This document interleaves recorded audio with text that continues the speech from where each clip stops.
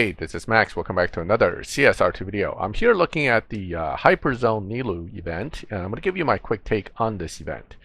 So this is an event of 80 races with the prize card, this new card at basically race 60, which is standard, and then you have to build this car in order to get to race 80 for the final prize of 10 gold. But really, for most people that will do the event, the goal here is to get the Nilu.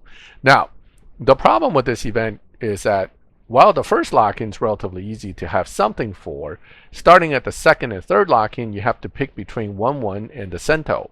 Now, some of us won the Cento from the ART4 task event, so some players may have the Cento when they didn't have it before, just delivered to them today.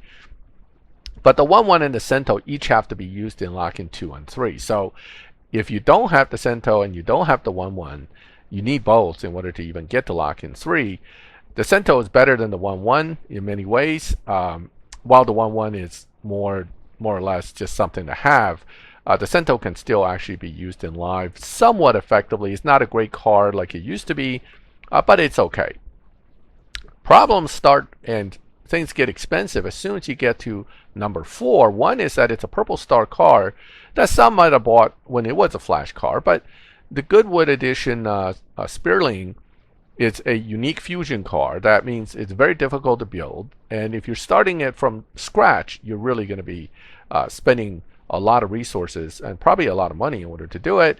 Then you have to get yet another new car, and that's the Yamola Roadster, which is basically a reskin of maybe the Yamola, which isn't a terrible car, but it's nothing to really write home about. So the problem is that you have two potentially cars that you have to pay to get, and then you have to build them just to get to race 60. And I can guarantee you that by race 50 something, usually like 54, 55 around here, 56, 7, 8, 9, it's going to be real difficult for whichever lock-in that ends up facing it.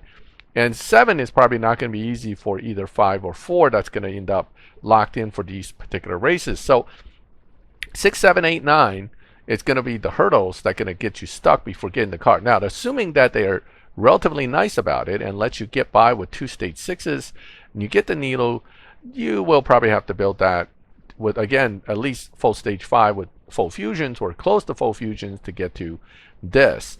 So this is one of those big deep pocket events. If you don't have big deep pockets and you don't like to spend, or you're free to play player, just do what you can and skip the rest.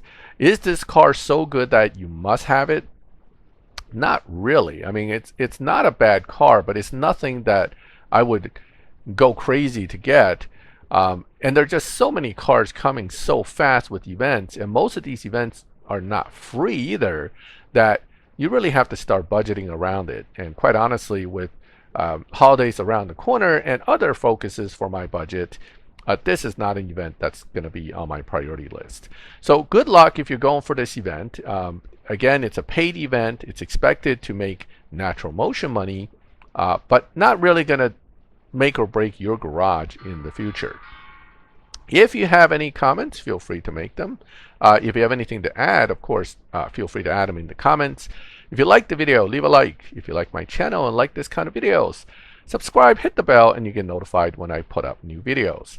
And as always, thank you for watching my videos. I'll catch you next time.